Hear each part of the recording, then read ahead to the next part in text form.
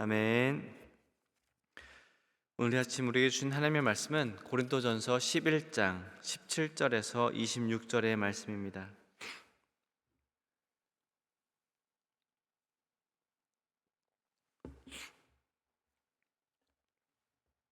한 절씩 교독하겠습니다.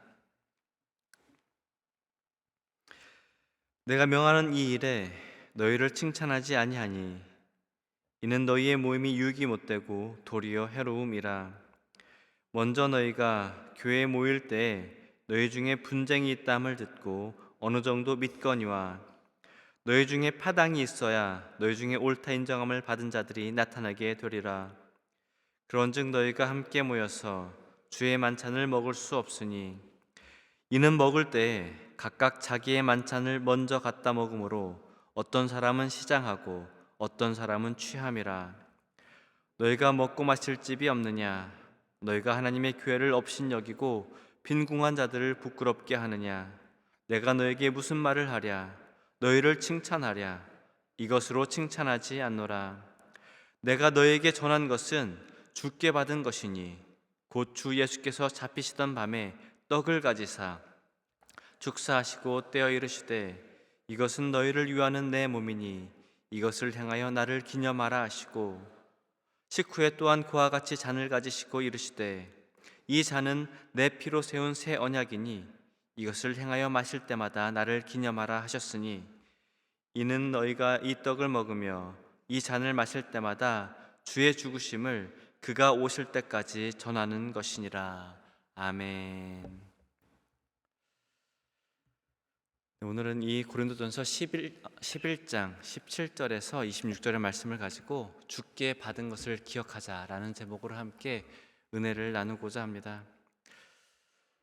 여러분, 좋은 건강하고 훌륭한 교회가 되기 위한 조건 중 하나가 바로 모이기를 힘쓰는 교회라고 합니다. 그런데 이 고린도 교회는 모이기에 힘쓴 교회였습니다. 많은 은사가 있었고 지식도 있었고 열심도 있었고 또 열심히 모이기를 힘쓴 교회였습니다.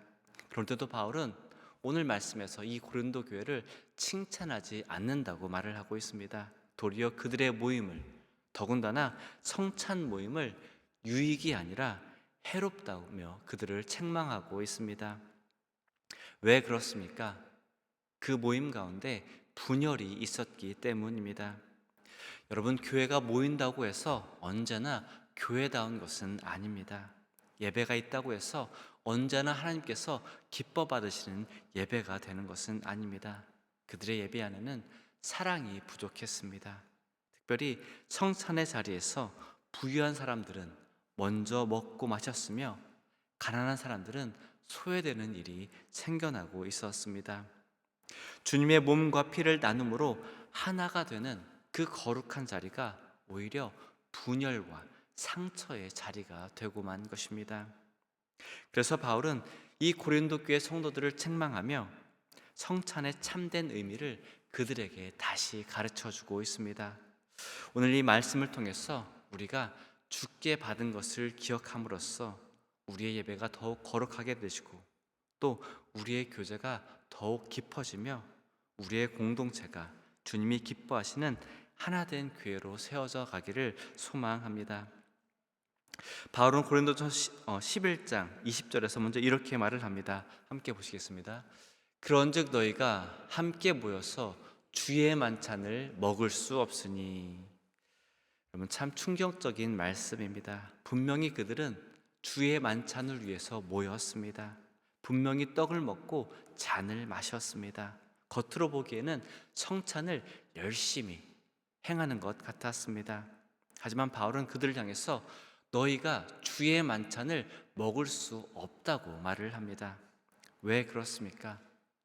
형식은 갖추었지만 그 형식이 담아야 할 본질이 사라졌기 때문입니다.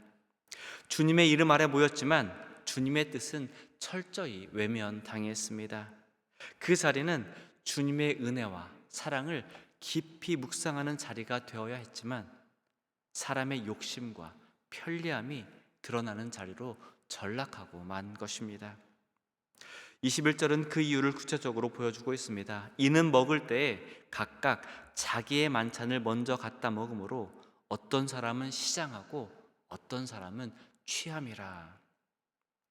여러분, 당시 고린도 교회의 성찬은 애찬 아가페물과 함께 이루어졌습니다.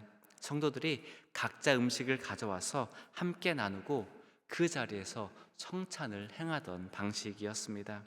그런데 부유한 성도들은 일찍 와서 자기들끼리 먼저 먹고 마셨습니다. 반면 시간이 없고 가져올 것이 없었던 가난한 노예 신분이거나 가난한 성도들은 늦게 도착할 수밖에 없었고, 그들이 왔을 때는 이미 음식도 없고 자리도 없었던 것입니다. 여기서 핵심적인 표현이 이것입니다. 각각 자기의 만찬이라고 말을 합니다. 헬라 원문에서도 이 자기의라는 단어가 강조되어 있습니다. 로스터퍼, 주님의 만찬이 되어야 할 자리가 각각 자기의 만찬이 되어 있었습니다.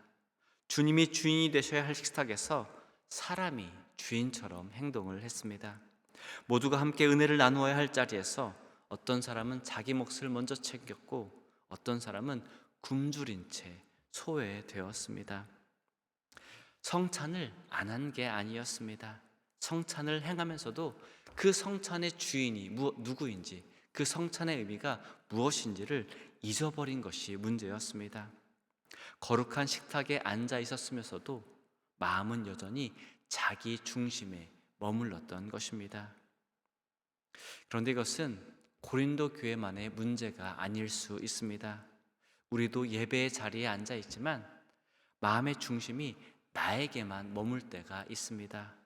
오늘 내가 은혜를 받아야 되는데, 오늘 말씀이, 오늘 찬양이, 오늘 예배가 나에게 은혜가 되어야 하는데 이런 생각을 할 때가 있습니다. 물론 은혜를 사모하는 마음은 귀합니다. 하지만 신앙의 중심이 언제나 나에게만 머문다면 주님의 식탁도 어느새 나의 만족을 위한 자리로 바뀔 수가 있습니다. 여러분, 예배는 내가 소비하는 자리가 아니라 주님께 드리는 자리입니다. 고린도 교회 성도들은 모였지만 기다리지 않았습니다. 함께 있었지만 배려하지 않았습니다. 한 식탁 안에 앉았지만 하나가 되지 못했습니다. 그 결과 주님의 만찬이 각자의 만찬으로 변질되었습니다. 여러분, 우리가 매 주일, 매 예배마다 이 자리에 모이는 이유는 단 하나입니다. 주님께 동일하게 받은 그 은혜를 기억하기 위해서입니다. 우리는 모두 똑같이 죄인이었습니다. 부유하든 가난하든 주님의 식탁 앞에서는 누구도 스스로 자격을 내세울 수가 없습니다. 우리가 이 자리에 앉아 있을 수 있는 이유는 오직 주님의 은혜 때문입니다. 그리고 그 은혜 안에서 우리 윌셔교회가 서로를 기다려주고 서로를 품어주는 하나된 공동체가 되기를 소망합니다. 이렇게 문제투성인 고린도 교회를 향해서 바울은 이렇게 해답을 제시하고 있습니다. 함께 23절 말씀 보시겠습니다. 내가 너희에게 전한 것은 주께 받은 것이니 곧 주 예수께서 잡시던 밤에 떡을 가지사. 아멘. 내가 너희에게 전한 것은 주께 받은 것이니. 바울이 성찬에 대해서 말할 때 그것은 자기 생각을 전한 것이 아니라고 말을 합니다. 사람의 전통을 말한 것도 아닙니다. 그는 주께 받은 것을 전한다고 말을 합니다. 여러분, 성찬은 주님께서 직접 제정하신 거룩한 예전입니다. 주님께서 친히 세우신 은혜의 자리가 바로 이 성찬입니다. 예수님께서는 잡시던 밤에 떡을 가지셨습니다. 그 밤은 평범한 밤이 아니었습니다. 배신의 밤이었고 제자들의 연약함이 드러나던 밤이었습니다. 십자가의 고난이 가까이 온 밤이었습니다. 여러분, 그 자리에 있던 12제자를 생각해 보시길 바랍니다. 그 중에 한 명은 이미 주님을 팔아넘기기로 작정을 했습니다. 나머지도 머지않아 모두 다 도망칠 사람들이었습니다. 예수님은 그 사실을 다 알고 계셨습니다. 그럼에도 그들을 책망하지 않으시고 그들을 버리지 않으셨습니다. 오히려 떡을 떼시며 말씀하십니다. 이것은 너희를 위하는 내 몸이니 이것을 행하여 나를 기념하라. 여기서 기념하라는 단어는 헬라어로 아남네시스라는 단어가 쓰였습니다. 이 단어는 단순히 과거의 사실을 머릿속으로 떠올리는 것이 아닙니다. 과거에 이런 일이 있었지, 이 사실을 떠올리는 것이 아니라 그 사건을 지금 이 자리에서 다시 살아내는 것, 그리고 그 은혜 안에서 그 은혜 안에 다시 들어서는 것을 의미합니다. 즉, 주님은 우리가 단순히 정보를 기억하기를 원하시는 것이 아니라 주님의 사랑을 마음 깊이 새기고 그 사랑 안에 지금도 여전히 머물기를 원하시는 것입니다. 그리고 성찬은 바로 이 말씀을 붙드는 시간입니다. 너희를 위하는 내 몸이라는 말씀 속에는 십자가의 사랑이 고스란히 담겨져 있습니다. 예수님은 우리를 위해서 자신의 몸을 내어 주셨습니다. 우리의 죄를 위해 그 몸이 찢기셨습니다. 우리의 허물을 위해 상하셨습니다. 또 우리의 구원을 위해서 그 흉악한 십자가를 지셨습니다. 그리고 또한 잔을 들고 드시고 말씀하십니다. 이 잔은 내 피로 세운 새 언약이니 이것을 행하여 마실 때마다 나를 기념하라. 그 피는 단순한 죽음이 아니라 새 언약의 시작이었습니다. 하나님과 우리 사이에 끊어진 관계를 회복시키는 생명의 피, 회복의 피였습니다. 따라서 성찬은 우리가 눈으로 볼 수 있는 복음이 됩니다. 귀로만 듣는 말씀이 아니라 손으로 받고 입으로 맛보며 마음에 새기는 은혜입니다. 우리는 종종 하나님의 사랑을 잊고 살아갈 때가 있습니다. 삶이 바쁘면 하나님의 사랑을 잊게 됩니다. 문제가 커지면 하나님의 은혜를 잊게 됩니다. 하지만 우리가 꼭 기억해야 할 것은 신앙은 단순히 새로운 것을 배울 때 깊어지는 것이 아니라는 것입니다. 우리의 신앙은 우리가 이미 받은 은혜를 다시 기억할 때 더욱 깊어지고 또 성장하게 됩니다. 주님께서 나를 기념하라 라고 말씀하신 이유도 여기에 있습니다. 주님은 우리가 그 십자가의 사랑과 은혜를 잊지 않기를 원하십니다. 성찬은 나의 자리나 교회에서의 내 위치를 확인하는 자리가 아니라 내가 얼마나 큰 은혜를 받았는지를 다시 한번 기억하는 자리입니다. 여러분, 십자가 앞에서는 누구도 자랑할 수가 없습니다. 이 편지를 쓰는 바울을 생각해 보시길 바랍니다. 그는 베냐민 지파 출신의 히브리인이었고 율법으로는 흠이 없는 바리새인이었습니다. 누구보다 열심히 있는 사람이었고 로마의 시민권을 가지고 있는 사람이었습니다. 세상적인 기준으로 보면 자랑할 것이 넘치던 사람이 바로 바울이었습니다. 하지만 바울은 그 모든 것을 십자가 앞에 내려놓으며 이렇게 고백을 하고 있습니다. 내가 그리스도를 위하여 모든 것을 잃어버리고 배설물로 여김은 그리스도를 얻고자 함이라. 여러분, 십자가를 만난 사람은 더 이상 자신의 자랑으로 살지 않습니다. 오직 그리스도의 은혜로 살아가게 됩니다. 여러분, 믿음이 약한 사람도 은혜가 필요하지만 오래 믿은 사람도 은혜가 필요합니다. 세상에서 실패와 좌절로 넘어졌던 사람도 은혜가 필요하지만 세상적으로 아무리 잘난 사람도 하나님의 은혜가 필요합니다. 우리 모두는 주님의 몸과 피로 살아난 사람들입니다. 성찬은 단순히 2000년 전 그 십자가 사건을 떠올리는 시간이 아닙니다. 이 성찬은 그 십자가 위에서 보여주신 그 사랑이 지금도, 그 은혜가 지금도 나를 붙들고 있음을 확인하는 시간입니다. 마지막으로 26절 함께 보시겠습니다. 너희가 이 떡을 먹으며 이 잔을 마실 때마다 주의 죽으심을 그가 오실 때까지 전하는 것이니라. 아멘. 여러분, 성찬은 주께 받은 것을 기억하는 자리입니다. 하지만 거기서 끝나지 않습니다. 바울은 그가 오실 때까지라는 말씀을 덧붙이고 있습니다.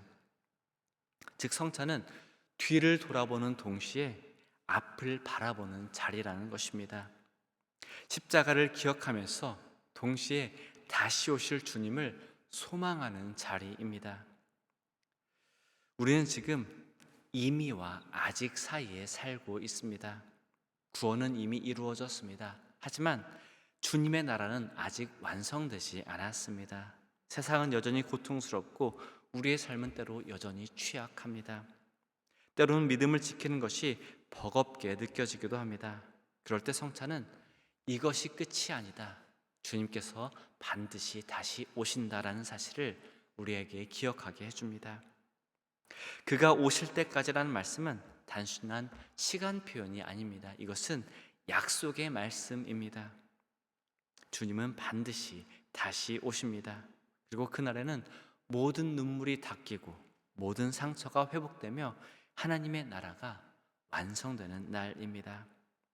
우리가 성찬 앞에 설 때마다 우리는 그 약속을 손으로 만지고 입술로 맛보는 것입니다. 또한 바울은 성찬이 전하는 것이라고 말을 합니다. 성찬은 침묵의 의식이 아닙니다. 성찬은 선포가 됩니다. 떡을 떼고 잔을 마실 때마다 우리는 세상을 향해서 주님께서 우리의 구원을 위해 십자가에서 죽으셨고 우리에게 영생이 있음을 알리기 위해 부활하셨으며 이 땅에 하나님의 나라를 완성하기 위해 반드시 다시 오실 것임을 외치는 것입니다. 따라서 우리가 성찬에 참여하는 것 자체가 살아있는 증언이 되는 것입니다. 그러므로 성찬을 받을 때 우리는 과거의 은혜와 미래의 약속 사이에서 오늘의 믿음을 살아가는 하나님의 백성임을 다시 한번 확인하게 되는 것입니다. 말씀을 정리하겠습니다. 오늘 바울은 우리에게 그리고 고린도 교회 성도들에게 세 가지를 기억하라고 말을 합니다. 우리의 모임의 본질을 기억하고 주님의 십자가의 사랑을 기억하고 다시 오실 주님을 기억하라는 것입니다.